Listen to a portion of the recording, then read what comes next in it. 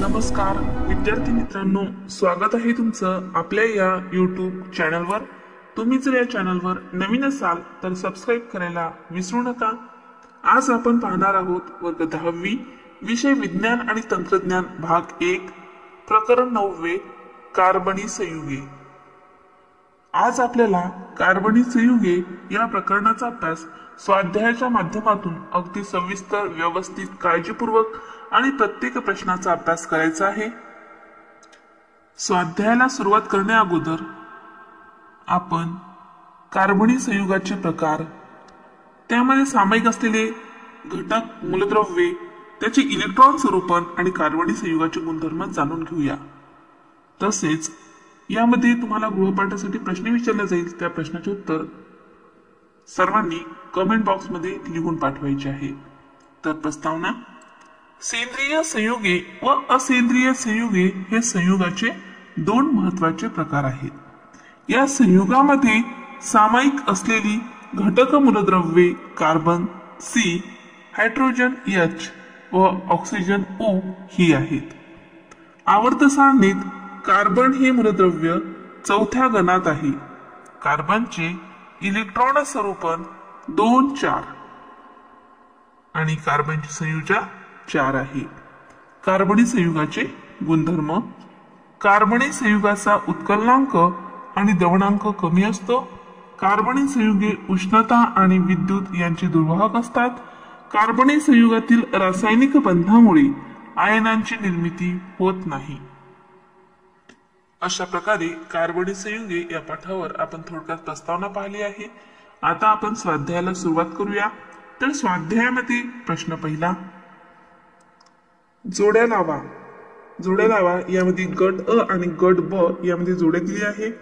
गट अ मध्ये आहे प्रश्नामध्ये अ C2H6 A C2H2 E CH4O E C3H6 आणि गट ब मध्ये आहे असंपृक्त हायड्रोकार्बन 2, एका अल्कोहोलचे रेणुसूत्र 3, संपृक्त हायड्रोकार्बन 4, तिहेरी बंध।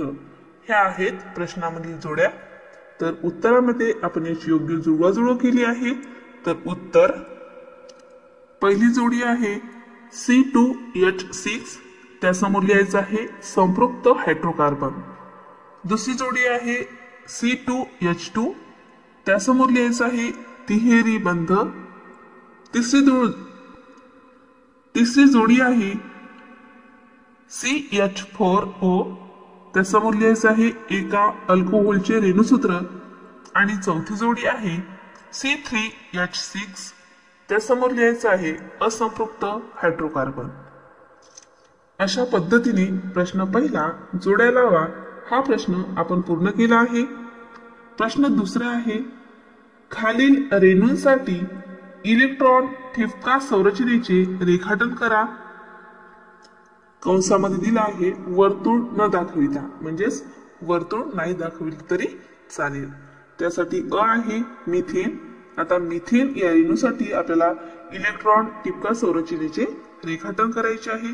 तर उत्तर, मिथेनचे रेणुसूत्र आहे CH4। या ठिकाणी अशा पद्धतीने आपण मिथेन या रेणूसाठी इलेक्ट्रॉन ठिपका संरचना केले आहे। व्यवस्थित काळजीपूर्वक निरीक्षण करा आणि आपल्या वहीमध्ये अशा पद्धतीने करून पहा। दुसरा आहे एथिन। एथिनचे रेणुसूत्र आहे H2C बरोबर CH2। तर एथिन याचे इलेक्ट्रॉन ठिपका संरचन रेखाटन या ठिकाणी दिसत आहे। व्यवस्थित काळजीपूर्वक पाहायचं आहे आणि अशा पद्धतीने करायचं आहे। तिसरा आहे मिथेनॉल। मिथेनॉलचे रेणुसूत्र आहे H36OH, त्याचे इलेक्ट्रॉन ठिपका संरचन या ठिकाणी लिहून दिला आहे। आणि चौथा आहे पाणी। पाण्याचे रेणुसूत्र आहे H2O आणि पाणी याचे इलेक्ट्रॉन ठिपका संरचनेचे रेखाटन या ठिकाणी काढून दिला आहे. अशा पद्धतीने दिलेल्या रेणूंसाठी इलेक्ट्रॉन ठिपका संरचनेचे रेखाटन करता येते. प्रश्न तिसरा, पुढे दिलेल्या रेणुसूत्रावरून संयुगाची संभाव्य अशी सर्व रचनासूत्रे रेषा संरचना रेखाटा. त्यामध्ये अ आहे C3H8 म्हणजेच प्रोपेन.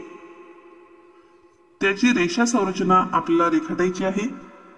या ठिकाणी C3H8 म्हणजेच प्रोपेन याची रेषा संरचना रेखाटलेली आहे. अशा पद्धतीने तुम्ही तुमच्या वहीमध्ये काढून पाहायचं आहे. आहे C4H10. C4H10 म्हणजेच ब्युटेन. हे ब्युटेनचे रेणुसूत्र आहे आणि त्याची रेषा संरचना आपल्याला रेखाटायची आहे. तर ती अशा पद्धतीने रेखाटता येते. व्यवस्थित काळजीपूर्वक निरीक्षण करायचं आहे, लिहून पाहायचं आहे. आणि तिसरा आहे E C3H4. C3H4 म्हणजेच प्रोपाइन आणि त्याची रेषा संरचना रेखाटन अशा पद्धतीने करता येते. अशा प्रकारे खाली दिलेल्या रेणुसूत्रावरून संयुगाची संभाव्य अशी सर्व रचनासूत्रे आपण या ठिकाणी रेषा संरचना यानुसार रेखाटन केला आहे. प्रश्न चौथा, उदाहरण देऊन पुढील संज्ञा स्पष्ट करा. त्यामध्ये अ आहे संरचना समघटकता. उत्तर, भिन्न रचनासूत्रे असणाऱ्या संयुगाचे रेणुसूत्र जेव्हा एकच असते तेव्हा त्या घटनेला रचना समघटकता म्हणतात. ब्युटेनमध्ये दोन भिन्न रचनासूत्रे असलेल्या दोन कार्बन शृंखला असतात. या दोन्ही रचनासूत्रांसाठी रेणुसूत्र C4H10 असे एकच आहे, म्हणजेच यात रचना समघटकता आहे. तर सरळ शृंखला या ठिकाणी दिसत आहे आणि दुसऱ्या बाजूला शाखीय शृंखला दिसत आहे. तर C4H10 चे रेणुसूत्र असलेली दोन समघटक संयुगे अशा पद्धतीने आपल्याला दर्शवता येतात. दुसरा प्रश्न आहे आ सहसंयुज बंध. याचे उदाहरण देऊन ही संज्ञा आपल्याला स्पष्ट करायची आहे. तर उत्तर, दोन अणूमध्ये दोन संयुजा इलेक्ट्रॉनांच्या संधानाने जो रासायनिक बंध तयार होतो त्याला सहसंयुज बंध म्हणतात. सहसंयुज बंधाचे रेखाटन स्पष्ट करण्यासाठी इलेक्ट्रॉन ठिपका संरचना काढतात. या पद्धतीत अणूच्या संज्ञेभोवती वर्तुळ काढून त्यात प्रत्येक संयुजा इलेक्ट्रॉन ठिपक्याचे किंवा फुलीने दर्शवतात. एका अणूने दुसऱ्या अणूबरोबर केलेला सहसंयुज बंध दर्शवण्यासाठी दोन्ही अणूंच्या संज्ञाभोवतीची वर्तुळे एकमेकांना छेदतात असे दर्शवतात. छेदणाऱ्या वर्तुळांच्या परस्पर व्यापन झालेल्या भागात संधान केलेले इलेक्ट्रॉन ठिपका किंवा फुलीच्या साह्याने दर्शवतात. संधान केलेल्या इलेक्ट्रॉनांची एक जोडी म्हणजे एक सहसंयुज बंध होय. वर्तुळ न रेखाटता सुद्धा ठिपका संरचना काढतात. तसेच दोन अणूंच्या संज्ञा जोडणाऱ्या एका छोट्या रेषेने सुद्धा सहसंयुज बंध दर्शवतात. रेषा संरचनेलाच रचनासूत्र असेही म्हणतात. या ठिकाणी हायड्रोजन रेणूची इलेक्ट्रॉन ठिपका संरचना व रेषा संरचना व एकेरी बंध आपण आकृतीच्या साहाय्याने दर्शवला आहे. तिसरा आहे ई सेंद्रिय संयुगातील विषम अणू. उत्तर, सेंद्रिय संयुगातील एक किंवा अधिक हायड्रोजन अणूच्या जागी या मूलद्रव्यांच्या अणूचे प्रतियोजन होते व त्यामुळे कार्बनच्या चतुसंयुजेची पूर्तता होते. हायड्रोजनला प्रतियोजी असणाऱ्या मूलद्रव्याचा विषम अणू असे करतात. विविध हॅलोजन, ऑक्सिजन, नायट्रोजन, गंधक अशा मूलद्रव्यांबरोबर कार्बनचे बंध तयार होऊन आणखी अनेक प्रकारची कार्बनी संयुगे तयार होतात. हायड्रोकार्बन साखळीमधील एक किंवा अधिक हायड्रोजन अणूंच्या जागी या मूलद्रव्यांच्या अणूचे प्रतियोजन होते व त्यामुळे कार्बनच्या चतुसंयुजेची पूर्तता होते. हायड्रोजनला प्रतियोजी अशा मूलद्रव्याच्या अणूचा उल्लेख विषम अणू असा करतात। त्या विषम अणूची रचनासूत्र खालील तक्त्यामध्ये आपण लिहिली आहे। तर विषम अणू आहेत ते आपण रचनासूत्रासह या तक्त्यामध्ये दिले आहेत। तर ते विषम अणू आहेत halogen, oxygen, oxygen, nitrogen, oxygen. त्यानंतर आहे क्रियात्मक गट। उत्तर, संयुगातील कार्बन साखळीची लांबी व स्वरूप काही असले तरी विषम अणूंमुळे व विषम अणूंनी युक्त अशा अणुगटांमुळे त्या संयुगाला विशिष्ट रासायनिक गुणधर्म प्राप्त होतात।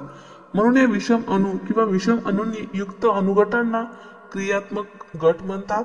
उदाहरण, मिथिल अल्कोहोल, ऍसिटिक आम्ल, मिथेन, CH4 या हायड्रोकार्बन मधील एक हायड्रोजन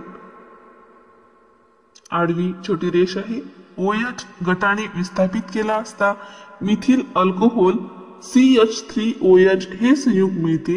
यातील OH गट हा अल्कोहोलिक क्रियात्मक गट आहे। त्याचप्रमाणे मिथेन CH4 या हायड्रोकार्बन मधील एक हायड्रोजन COOH गटाने विस्थापित केला असता ऍसिटिक आम्ल CH3COOH हे संयुग मिळते। यातील रेषा COOH गट हा कार्बोक्सिलिक आम्ल क्रियात्मक गट आहे। पाचवा आहे O अल्केन। उत्तर,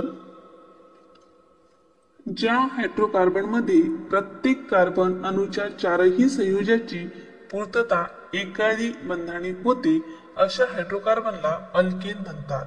उदाहरण, मिथेन मधील कार्बन अणू 4 हायड्रोजनच्या अणूंना 4 सहसंयोज बंधाने एकेरी बंधाने जोडलेला असतो।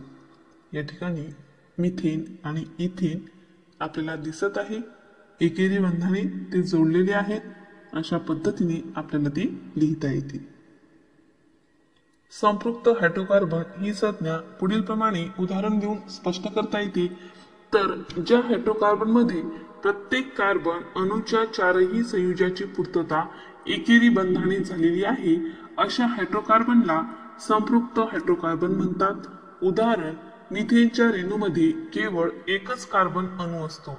मिथेन मधील कार्बन अणू 4 हायड्रोजनच्या अणूंना 4 सहसंयोज बंधांनी जोडलेली असतो।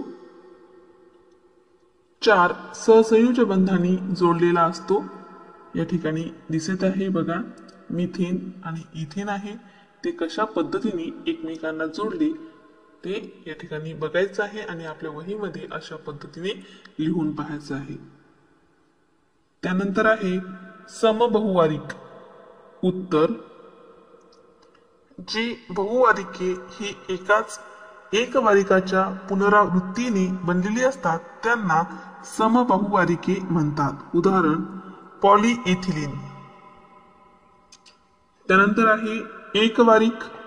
उत्तर, ज्या लहान घटकाच्या नियमित पुनरावृत्तीने बहुवारिक बनतो त्या लहान घटकाला एकवारिक असे म्हणतात। त्यानंतर आहे क्षपन। उत्तर, ज्या रासायनिक अभिक्रियांमध्ये अभिकारके हायड्रोजन प्राप्त करतात अथवा अभिकारकातील ऑक्सिजन निघून जातो आणि उत्पादित तयार होते अशा अभिक्रियांना क्षपन असे म्हणतात। आणि शेवटचा आहे ऑक्सिडक। उत्तर, जे पदार्थ दुसऱ्या पदार्थांना ऑक्सिजन देऊ शकतात व ऑक्सिडीकरण अभिक्रिया घडवून आणतात त्यांना ऑक्सिडक म्हणतात। उदाहरण, पोटॅशियम परमॅंगनेट, पोटॅशियम डायक्रोमेट हे ऑक्सिडीकारक संयुगे आहेत।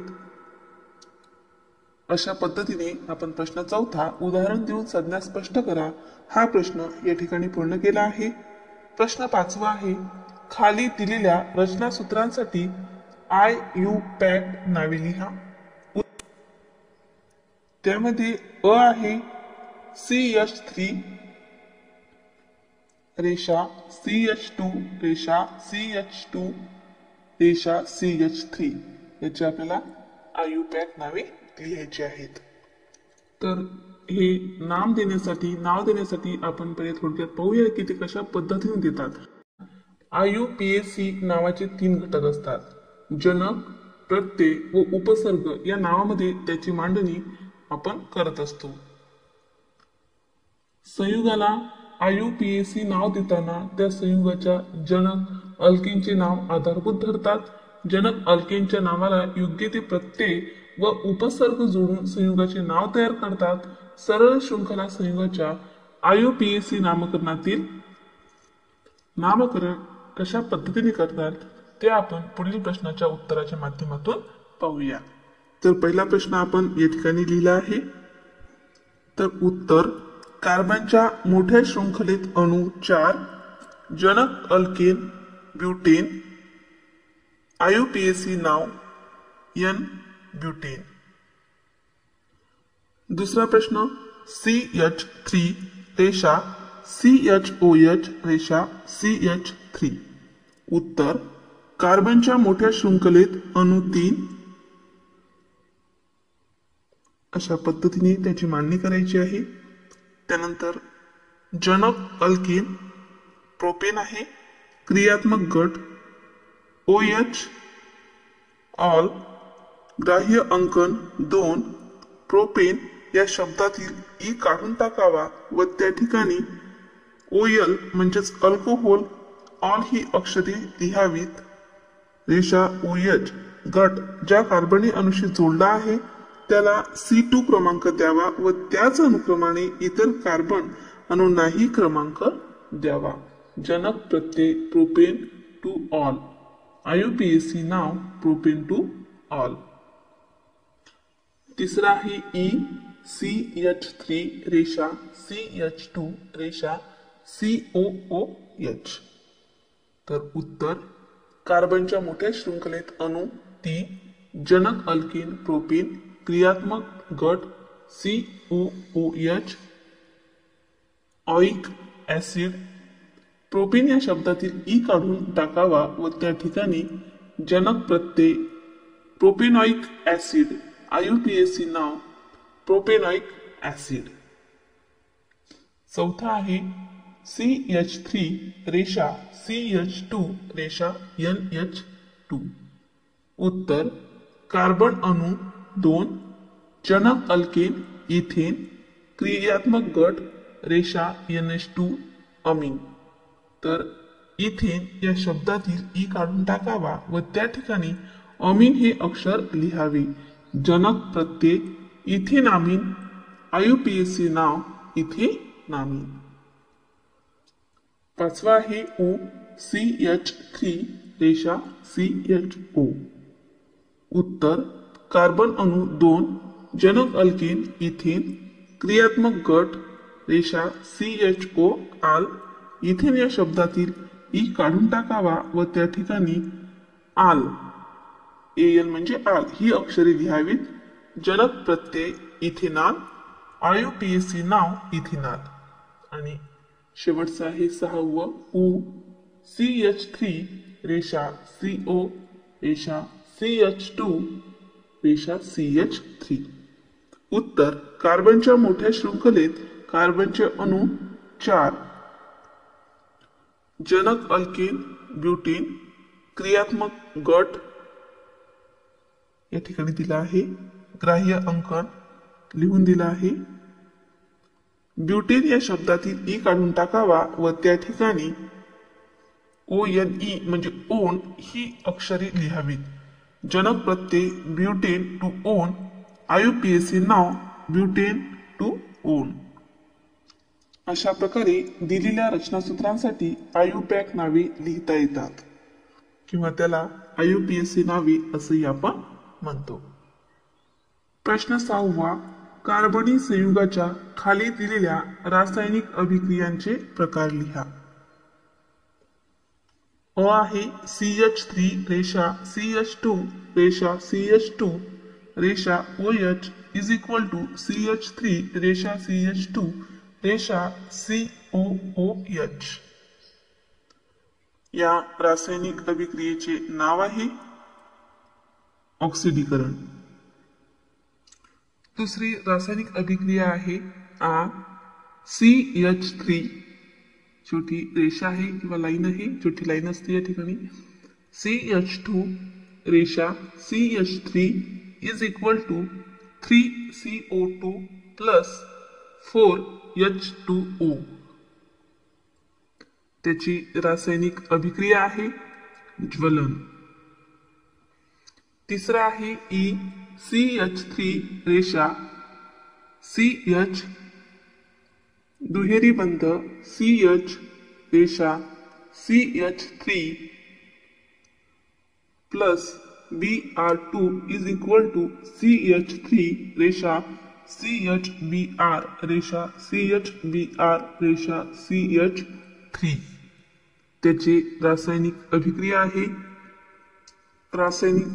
आहे समावेशन अभिक्रिया.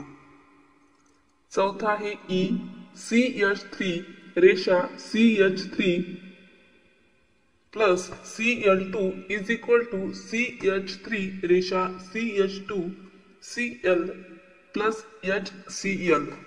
रासायनिक अभिक्रिया आहे प्रतियोजन अभिक्रिया.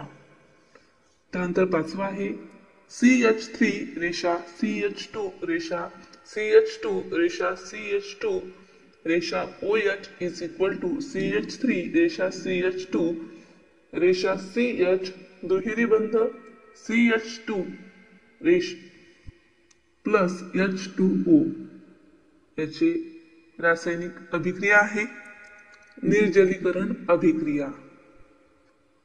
सहावा आहे CH3 रेषा CH2 रेषा COOH plus NaOH is equal to CH3 रेषा CH2 रेषा COO minus Na plus H2O. COO ऋण Na धन प्लस H2O. रासायनिक अभिक्रिया आहे उदासीनीकरण अभिक्रिया. आणि सातवा आहे CH3 रेषा COOH प्लस CH3 रेषा OH is equal to CH3 रेषा COO रेषा CH3 प्लस H2O. रासायनिक अभिक्रिया आहे इष्टरीभवन अभिक्रिया. प्रश्न सातवा आहे खाली दिलेल्या IUPAC नावांसाठी रचनासूत्रे लिहा. त्यामध्ये अ आहे पेंटेड टू ओन. त्याचे रचनासूत्र या ठिकाणी आपण लिहिले आहे. अशा पद्धतीने पेंट टू ऑन याचे रचनासूत्र लिहिता येते. दुसरा आहे टू क्लोरोब्युटेन. टू क्लोरोब्युटेन यांचे रचनासूत्र बघा. तिसरा आहे प्रोपेन टू ऑल. रचनासूत्र त्या खाली लिहून दिले आहेत. चौथा आहे मिथेनॉल. पाचवा आहे ब्युटेनॉइक ऍसिड.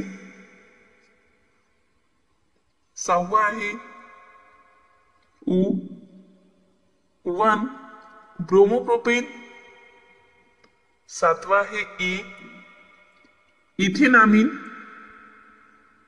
आणि आठवा आहे ब्युटनोन. अशा पद्धतीने दिलेल्या IUPAC नावांसाठी रचनासूत्रे लिहिता येतात. प्रश्न आठवा खालील प्रश्नांची उत्तरे लिहा. त्यामध्ये अ आहे कार्बनिक संयुगाची संख्या खूप मोठी असण्यामागची कारणे काय आहेत. उत्तर आपल्याला सविस्तर लिहायचं आहे. तर कार्बन मध्ये दुसऱ्या कार्बन अणूंबरोबर बंध तयार करण्याची अद्वितीय क्षमता असल्याने त्यातून मोठे रेणू तयार होतात. यामुळे कार्बनिक संयुगाची संख्या वाढते. कार्बन अणूच्या या गुणधर्माला शृंखलाबंध शक्ती म्हणतात. कार्बनिक संयुगामध्ये कार्बन अणूंच्या मुक्त शृंखला किंवा बद्ध शृंखला म्हणजेच वलयाकार रचना होय. मुक्त शृंखला ही सरळ शृंखला किंवा शाखीय शृंखला असू शकते. दोन कार्बन अणूमधील सहसंयोज बंध प्रबळ असल्यामुळे तो स्थायी असतो. या स्थायी प्रबळ सहसंयोज बंधामुळे कार्बनला शृंखलाबंध शक्ती प्राप्त होते.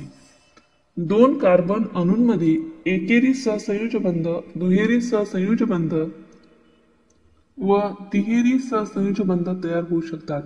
एकेरी बंधाबरोबरच बहुबंध तयार करण्याच्या क्षमतेमुळे कार्बन संयुगांची संख्या वाढते. उदाहरण, कार्बनच्या 2 अणूंपासून इथेन CH3 एकेरी बंध CH3, इथेन CH2 दुहेरी बंध CH2 व इथाईन CH तिहेरी बंध CH अशी 3 संयुगे तयार होतात. ज्ञात कार्बन संयुगाची संख्या सुमारे 10 दशलक्ष आहे. कार्बन हा चतुसंयोजी असतो. जेव्हा एक कार्बन अणू 4 कार्बन किंवा इतर अणूशी बंध तयार करू शकतो तेव्हा अनेक संयुगे निर्माण होतात. कार्बनचे त्यांच्याशी बंध तयार झाले आहेत त्या अणूमुळे किंवा त्या अणुप्रमाणे वेगवेगळे गुणधर्म त्या संयुगांना प्राप्त होतात. उदाहरण, हायड्रोजन व क्लोरीन या 2 एकसंयोजी मूलद्रव्यांबरोबर कार्बनच्या एका अणूच्या वापराचे 5 वेगवेगळे संयुगे तयार होतात, जसे की CH4 CH3Cl CH2Cl2 CHCl3 CCl4. अशाच प्रकारे अणूंचे ONS, हॅलोजन, P इत्यादी मूलद्रव्यांच्या अणूबरोबर सहसंयोजी बंध तयार होऊन अनेक प्रकारची कार्बनी संयुगे तयार होतात. यामुळे संयुगाची संख्या वाढते. कार्बनी संयुगाच्या संख्या वाढीला कारणीभूत असलेली आणखी एक वैशिष्ट्य कार्बनमध्ये आहे ते म्हणजे समघटकता. दुसरा प्रश्न आहे संपृक्त हायड्रोकार्बनांच्या संरचनेवरून त्यांचे किती प्रकार पडतात त्यांची नावे उदाहरणासहित लिहा. उत्तर, संपृक्त हायड्रोकार्बनांच्या संरचनेवरून त्यांचे 3 प्रकार पडतात. त्यांची नावे व उदाहरणे आपल्याला पुढील प्रमाणे लिहिता येतात. एक आहे सरळ शृंखला हायड्रोकार्बन. उदाहरण आहे प्रोपेन C3H8. दुसरा आहे शाखीय शृंखला हायड्रोकार्बन. उदाहरण आहे आयसोब्युटेन म्हणजे C4H10. आणि तिसरा आहे वलयांकित हायड्रोकार्बन. उदाहरण आहे सायक्लोपेंटेन C5H10. वलयांकित हायड्रोकार्बनची 2 उदाहरणे आहे आणि दुसरं उदाहरण आहे सायक्लोहेक्सेन C6H12. तिसरा प्रश्न आहे ऑक्सिजन हा विषम अणू असलेले कोणतेही 4 क्रियात्मक गट सांगून प्रत्येकी एका उदाहरणाचे नाव व रचनासूत्र लिहा. विषम अणू लिहायचा आहे ऑक्सिजन आणि त्याचे क्रियात्मक गट आहेत नाव, रचनासूत्र, संक्षिप्त रचनासूत्र, उदाहरण आणि नाव लिहायचं आहे. नाव आहे अल्कोहोल, त्याचे रचनासूत्र, संक्षिप्त रचनासूत्र, उदाहरण आणि नाव आहे मिथेनॉल. दुसरं आहे नाव आहे अल्डिहाइड, रचनासूत्र, संक्षिप्त रचनासूत्र, उदाहरण आणि नाव आहे ऍसिटाल्डिहाइड. तिसरा आहे कीटोन, कीटोनचे रचनासूत्र, संक्षिप्त रचनासूत्र, उदाहरण, नाव आहे ऍसिटोन. चौथं नाव आहे कार्बोक्सिलिक आम्ल, त्याचे रचनासूत्र, संक्षिप्त रचनासूत्र, उदाहरण ऍसिटिक आम्ल हे त्याचे नाव आहे. पाचवं नाव आहे इथर, रचनासूत्र, संक्षिप्त रचनासूत्र, उदाहरण डायमिथाइल इथर.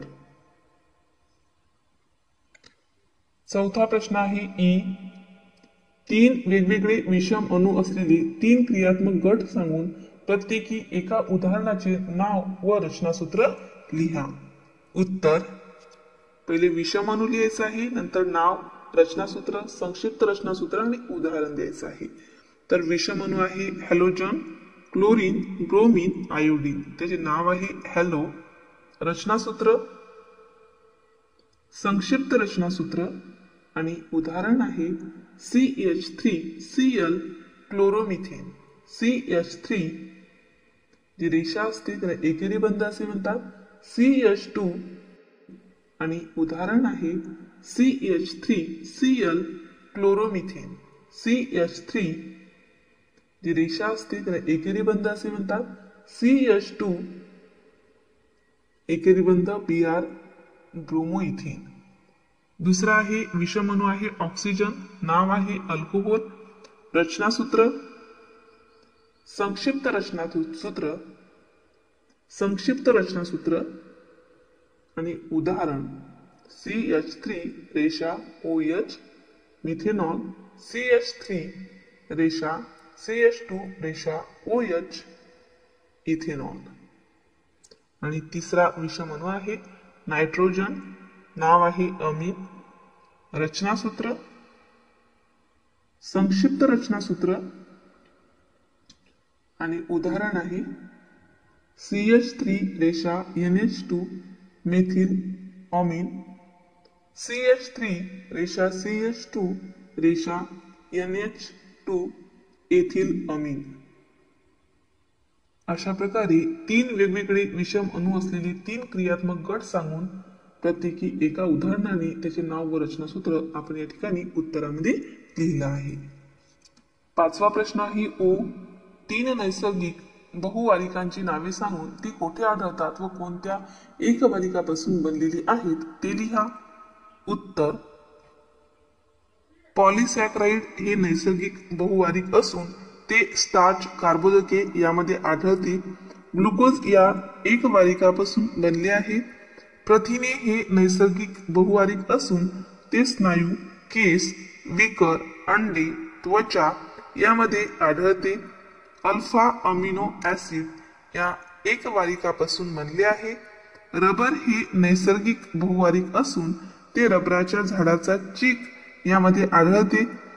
आयसोफ्रीन या एकवारिकापासून बनले आहे। 6वा प्रश्न आहे उ व्हिनेगार व गॅसोल म्हणजे काय, त्यांचे काय उपयोग आहेत? उत्तर ऍसिटिक ऍसिडच्या पाण्यामध्ये बनवलेल्या 5 ते 8% द्रावणाला व्हिनेगार म्हणतात। व्हिनेगार हे लोणच्यामध्ये परिरक्षक म्हणून वापरतात। तसेच मांस शिजवण्यासाठी व्हिनेगारचा उपयोग होते। सॅलड ड्रेसिंगसाठी व्हिनेगारचा वापर करतात। पेट्रोलची कार्यक्षमता वाढवण्यासाठी त्यामध्ये 10% अनहायड्रस इथेनॉल हे एक समावेशी म्हणून मिसळतात। अशा इंधनाला गॅसोल म्हणतात। याचा उपयोग इंधन म्हणून मोटार गाड्या व इतर वाहनांमध्ये सुद्धा होतो। त्यानंतर ए आहे उत्प्रेरक म्हणजे काय? उत्प्रेरकांच्या उपयोगासाठी घडवून आणलेली कोणतीही एक अभिक्रिया लिहा। उत्तर ज्याच्यामुळे एखाद्या अभिक्रियेला कोणताही धक्का न लागता तिचा दर बदलतो अशा पदार्थाला उत्प्रेरक म्हणतात। वनस्पतीजन्य तेलांचे निकेल उत्प्रेरकाच्या उपस्थितीत हायड्रोजनीभवन करून वनस्पती तूप तयार करतात। त्याची अभिक्रिया आपण लिहिली आहे। अशा पद्धतीने ते अभिक्रियेसह आपल्याला स्पष्ट करता येते। अशा प्रकारे आपण कार्बनी संयुगे याचा संपूर्ण स्वाध्याय पाहिला आहे। आता वेळ आहे आजच्या गृहपाठाची। तर आजचा गृहपाठातील प्रश्न आहे नावे लिहा। त्यासाठी पहिला प्रश्न सोडियम ऍसिटेटचे IUPAC नाव लिहा आणि दुसरा आहे ब्युटेनची भिन्न संयुगे लिहा। या प्रश्नाचे उत्तर कमेंट बॉक्स मध्ये लिहून पाठवायचे आहे। अशा प्रकारे वर्ग 10वी विषय विज्ञान आणि तंत्रज्ञान भाग 1 प्रकरण 9 कार्बनी संयुगे या प्रकरणाचा संपूर्ण स्वाध्याय आपण या ठिकाणी सविस्तर अभ्यासला आहे।